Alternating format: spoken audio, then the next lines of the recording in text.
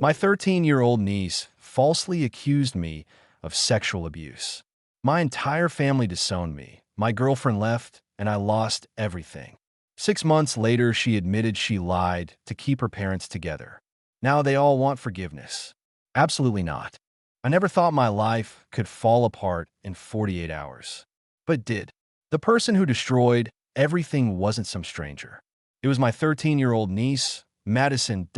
My name's Derek, and before everything happened, I had what most people would call a good life. I was 38, worked as a senior accountant at a mid-sized firm in Columbus, and my girlfriend Jessica and I were talking about getting engaged after 4 years together. I had a decent apartment, solid friends, and I was close with my family. Or at least I thought I was. My sister Vanessa is 4 years younger than me. She married young to a guy named Troy, and they had Madison when Vanessa was only 21. Growing up, Vanessa and I were tight. After our parents divorced when I was 15, we leaned on each other through all the chaos. I helped her with homework, drove her to soccer practice, gave her advice when her marriage got rocky. Madison had always been this quiet kid. Shy, bookish, the type who'd rather read fantasy novels than play outside. I was the fun uncle who bought her books for birthdays and took her to the comic book store when her parents were fighting, which happened more than anyone wanted to admit. Troy drank too much and had a temper. Vanessa stayed because she thought it was better for Madison to have both parents at home. I'd argued with her about it more than once, but it wasn't my place to push too hard. The accusation came on a Friday evening in March that I'd gone over to Vanessa's house for dinner like I did every couple weeks. Jessica couldn't make it because she had a work deadline, so it was just me. Troy was out of town for his construction job, which honestly made the evening more pleasant. We could actually relax. Madison seemed quieter than usual during dinner, barely touched her spaghetti. She excused herself early to go to her room, and I didn't think much of it. Teenagers are moody. Vanessa and I cleaned up the dishes together, talked about normal stuff. Her job at the dental office. My upcoming promotion review. Whether Jessica and I would really get engaged this year. Everything felt ordinary. Safe that I left around 9, drove home, watched some TV, and went to bed thinking about what a perfectly unremarkable evening it had been. Just another Friday with family. Saturday morning, my phone started ringing at 6:30. It was Vanessa. She was screaming before I even got the phone fully to my ear. How could you? How could you do that to her? To my daughter? I sat up in bed, completely disoriented. Jessica stirred next to me, looking confused. Vanessa, what are you talking about? Madison told me everything. She told me what you did last night after dinner. You're sick. You're disgusting. I'm calling the police. The words hit me like a physical blow. My stomach dropped so fast I thought I might throw up right there. What? Vanessa, what did she say? I didn't do anything. She said you came into her room after I went to the bathroom. She said you touched her. Don't you dare lie to me. Jessica was fully awake now, staring at me with wide eyes. I could barely breathe. That's not true. That didn't happen. I never went near her room. Vanessa, please. You have to believe me. I never want to see you again. Don't call me. Don't come near my house. If you try to contact Madison, I will make sure you're out in prison. She hung up. I sat there holding my phone, my hand shaking so badly I nearly dropped it. Jessica asked me what was wrong, and I couldn't even form the words at first. When I finally told her what Vanessa had accused me of, her face went pale. That's insane, she said. You were only there for like 3 hours. You came straight home, but I could already see it. That tiny flicker of doubt creeping into her eyes. That uncertainty that would eventually grow into a chasm between us. The police showed up at my apartment on Sunday afternoon. 2 detectives. A man and woman. They asked if they could come in and talk to me. I let them in because I thought that's what innocent people did. I thought if I just explained everything, they'd realize this was a misunderstanding that I told them the truth. I'd been at my sister's house for dinner. We ate, we talked, I helped clean up, and I left. I never went into Madison's room. I never touched her inappropriately. I never did anything wrong. The male detective, Harrison, took notes with this expression that made my skin crawl, like he'd already decided I was guilty and was just going through the motions. The female detective, Rodriguez, seemed slightly more neutral, but she kept asking me the same questions in different ways, like she was trying to catch me in a lie. Did you go upstairs at all? No, Did you use the bathroom? Yes. The one downstairs. Did you see Madison after dinner? Only when she said goodnight before going to her room. Did you hug her? No. She just waved from the stairs. They asked if I would be willing to come down to the station for a formal interview. My hands were sweating. Every instinct screamed that I should call a lawyer, but I was terrified that asking for one would make me look guilty. So I said yes. The interview at the station lasted 3 hours. They recorded everything. They asked me about my relationship with Madison, whether I'd ever been alone with her, whether I'd ever noticed anything different about her behavior around me. Each question felt like a trap. No matter how I answered, I could see them interpreting it through this lens where I was already a predator. They didn't arrest me that day. They said the investigation was ongoing and that I shouldn't leave town. When I got back to my apartment, Jessica was packing a bag. I think I should stay at my sister's place for a few days, she said, not meeting my eyes. Jess, you know me. You know I would never. I know, she interrupted quickly. I just need some space to process this. It's a lot. She left that evening. She took more than a few days' worth of clothes. WY Monday morning, everyone knew. Vanessa had told our mom, who told our dad, who told his wife, who told her kid from her first marriage. My phone exploded with messages. Most were from family members saying they were shocked and disappointed and couldn't believe I'd do something like this. A few were from friends who'd heard through the grapevine and wanted to know if the rumors were true. The worst message came from my mom. I raised you better than this. I don't know who you are anymore. I tried calling her. She didn't answer. I tried calling my dad. He picked up, listened to me deny everything for about 30 seconds, and then said, Vanessa has no reason to lie. Derek, Madison has no reason to lie. Maybe you need to get help. Then he hung up. My younger cousin Emma, who I'd always been close with, sent me a single text, stay away from my kids. The isolation was suffocating. Within a week, I've been cut off from nearly everyone I'd ever cared about. The few people who said they believed me also said they couldn't be seen supporting me right now. Because of optics. Because people might think they condone what I allegedly did. My best friend since college, Marcus, was one of the few who initially reached out. We'd been roommates for 3 years, stood up at each other's important moments, knew each other's worst secrets. He called me 4 days after the accusation hit. And I thought maybe, finally, here was someone who would stand by me. Man, this is heavy, he said. I just want you to know I'm here for you. Relief flooded through me. Thank you. You have no idea how much, but I gotta be honest with you, Derek. My wife is pregnant. We're having a daughter, and she's really uncomfortable with me staying in contact with you right now. Just until this whole thing gets cleared up, you know? The relief curdled into something bitter. Marcus, you've known me for 12 years. I know. And I believe you, bro. I do. But Stephanie is hormonal and scared. And I can't have this stress on her right now. Once everything blows over and you're cleared, we'll grab beers and laugh about this whole mess. Just give it some time. He never called again. Even after the truth came out, I never heard from him. Turns out, once everything blows over was just a polite way of cutting me loose forever. My neighbors, who I'd exchanged pleasantries with for 3 years, started crossing the street when they saw me. Mrs. Chun from 3B, who I'd helped carry groceries up the stairs countless times, looked through me like I was invisible. The elderly couple in 2A, who always invited me to their annual barbecue, suddenly had their grandson change their locks and install a security camera pointed directly at my door. I ordered groceries online because going to the store meant enduring stares and whispers.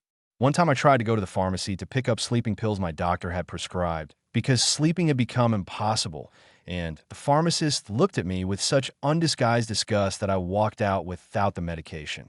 Jessica called me after 5 days. She was crying. I can't do this, she said. I want to believe you, but everyone is saying you're guilty. And my family thinks I'm crazy for even hesitating. I can't be with someone who's under investigation for this. I am sorry. We'd been together for 4 years. We talked about marriage, about kids, about growing old together. And she left because other people told her to doubt me. Work was the next thing to fall apart. HR called me in on Wednesday of that first week. They'd heard about the investigation. They said that while I wasn't formally charged with anything, the nature of the allegations meant they had to put me on administrative leave pending the outcome. It was paid leave, but the message was clear. They didn't want me around. I spent my days in my apartment alone, refreshing my phone for updates from the detectives. They'd taken my laptop and my phone during a search of my apartment, looking for evidence that didn't exist. Every interaction with them felt hostile, like they were trying to build a case rather than find the truth. 2 weeks after the accusation, my landlord informed me that several other tenants had complained about me living in the building. Apparently, someone had started a rumor in the complex, and now people were circulating a petition to have me evicted. The landlord said he couldn't legally kick me out based on an accusation, but he made it clear I wasn't welcome.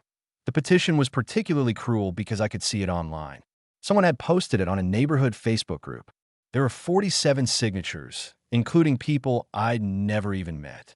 The comments were worse than the signatures themselves. I have a daughter on the same floor as him. I don't feel safe. Why are we waiting for a conviction? Better safe than sorry.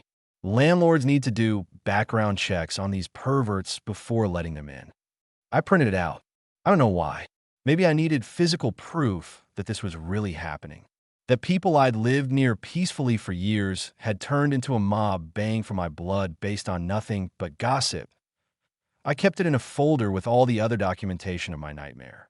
The police reports, the lawyer's notes, the hateful messages, evidence of my destruction. Work didn't just put me on leave. They basically erased me. My nameplate was removed from my office door within days. My access to company email was revoked. When I tried to log into the shared drives to retrieve some personal files, I found my credentials had been deactivated. That a colleague I'd considered a friend, Brian, sent me a terse message. HR told us not to contact you. Sully, man, that was it. Years of working late nights together on projects, grabbing lunch, complaining about management, all reduced to a 2-sentence brush-off. The financial pressure started mounting quickly. Administrative leave was paid, but barely. It was 60% of my usual salary, and my legal fees were eating through my savings like acid. The lawyer wasn't cheap. $350 an hour. And every consultation, every document review, every phone call added up. I'd started with about $15,000 in savings. Within 2 months, it was gone.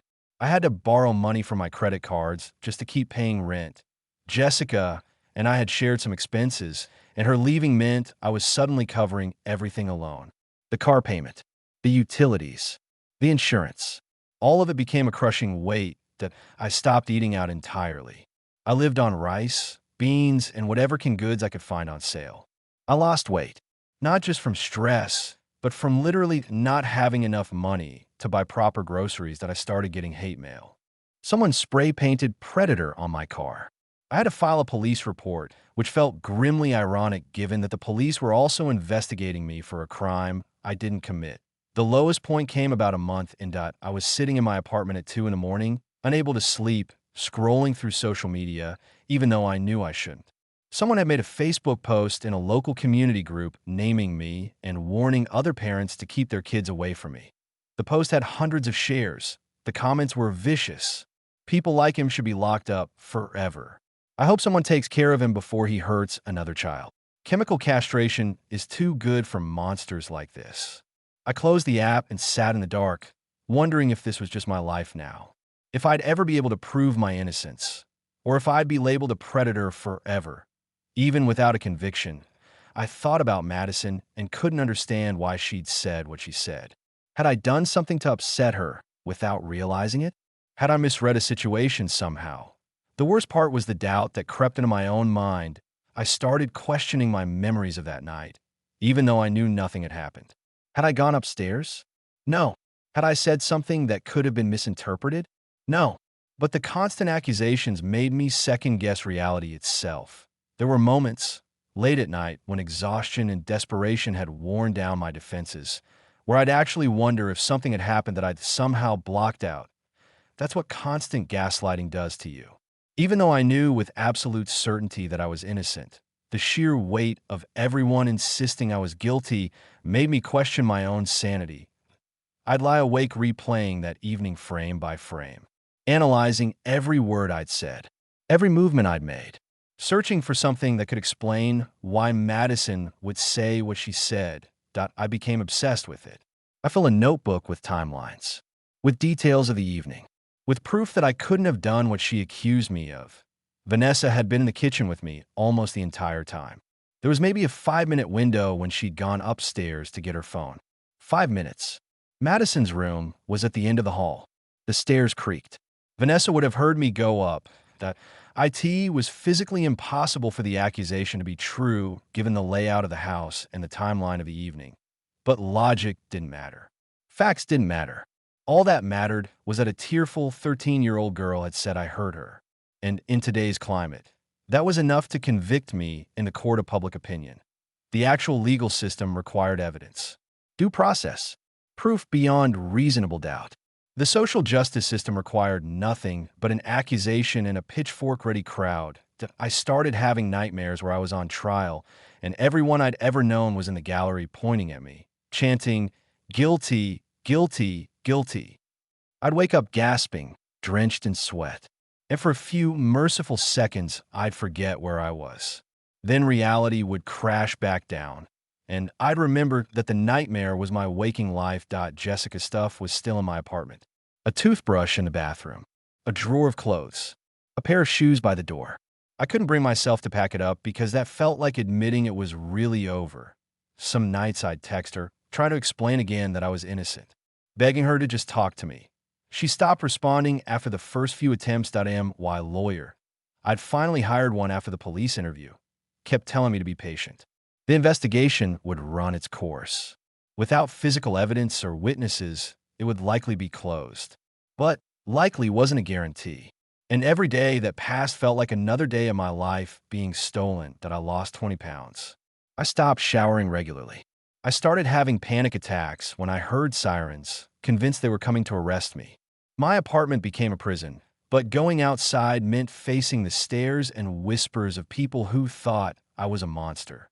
Then, 6 months after my life exploded, my lawyer called me. His voice was different, lighter, almost excited. "Derek, you need to sit down for this." My heart pounded. "What happened?" Madison recanted. She admitted she made it up. The words didn't make sense at first. I asked him to repeat himself. She told a school counselor yesterday that she lied. She said none of it happened.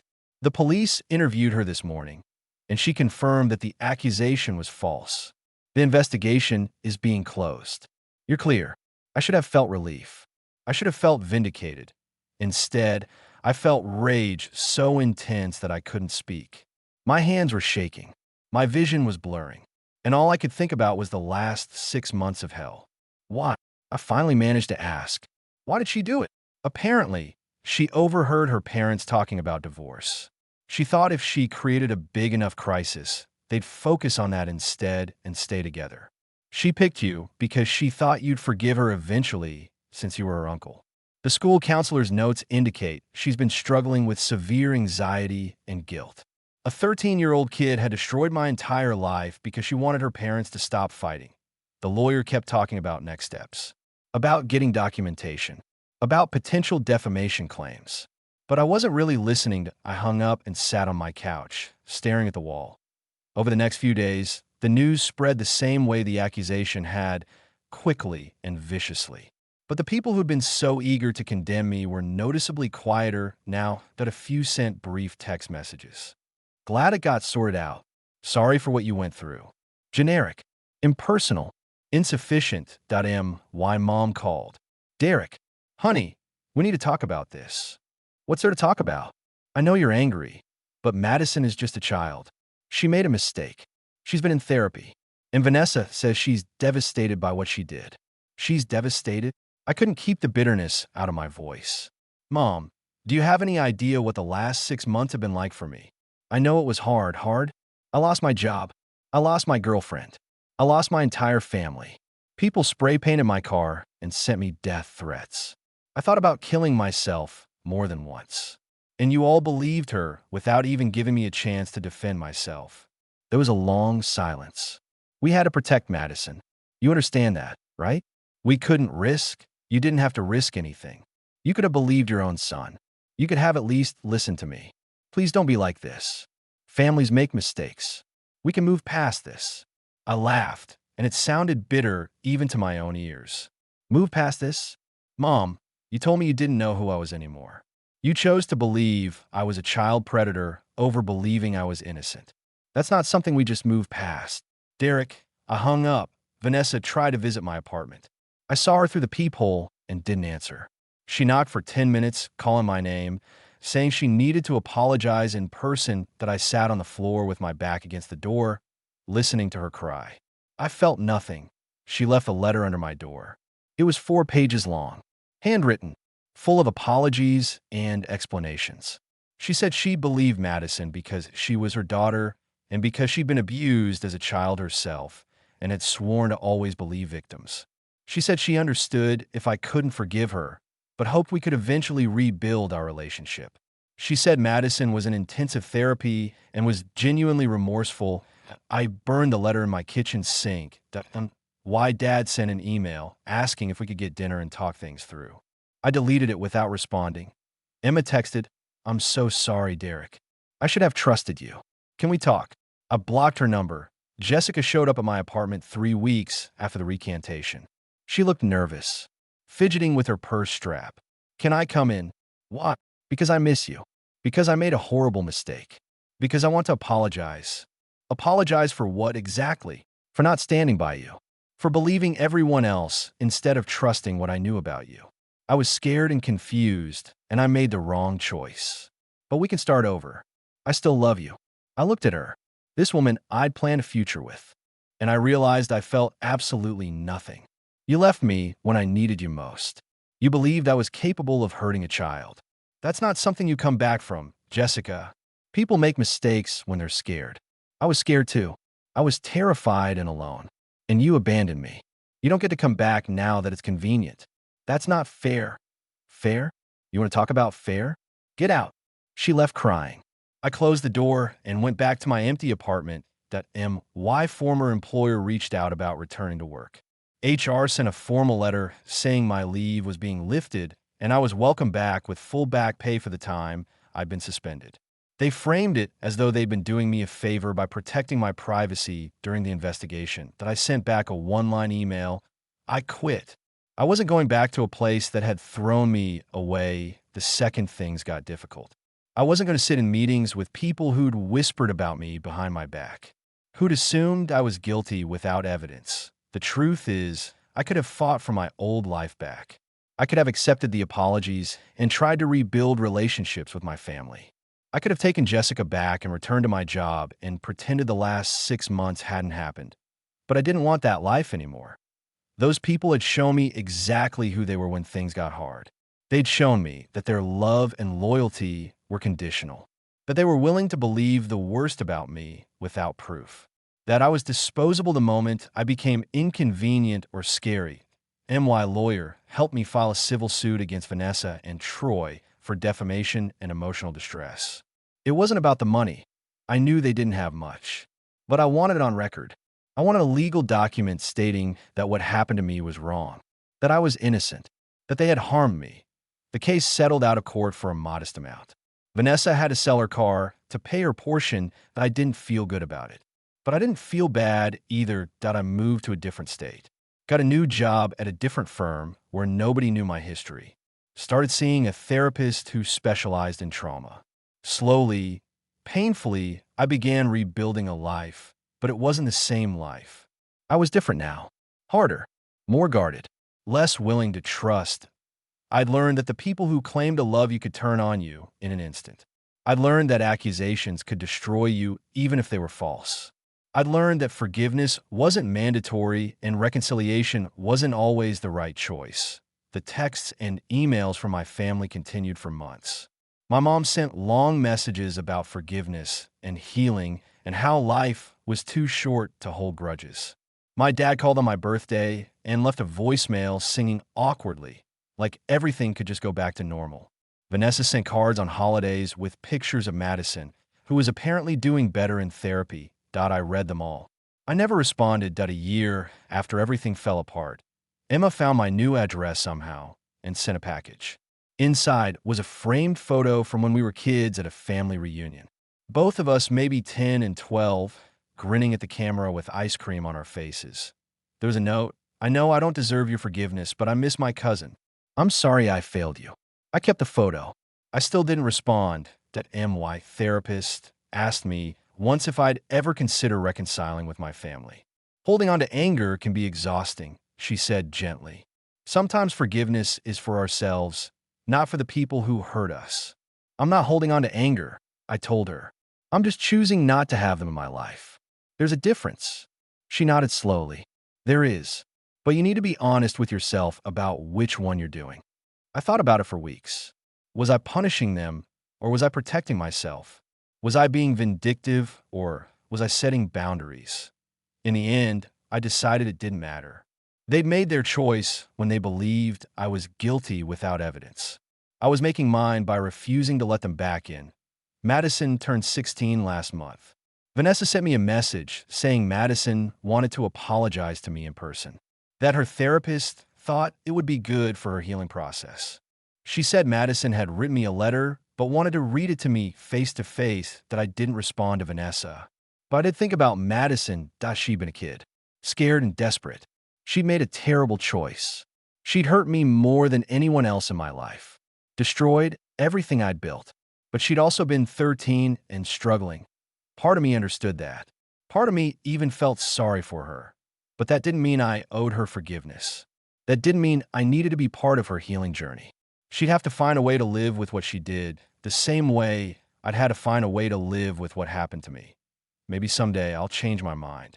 Maybe someday the anger will fade enough that I'll be willing to have a conversation with my mom, or Emma, or even Vanessa.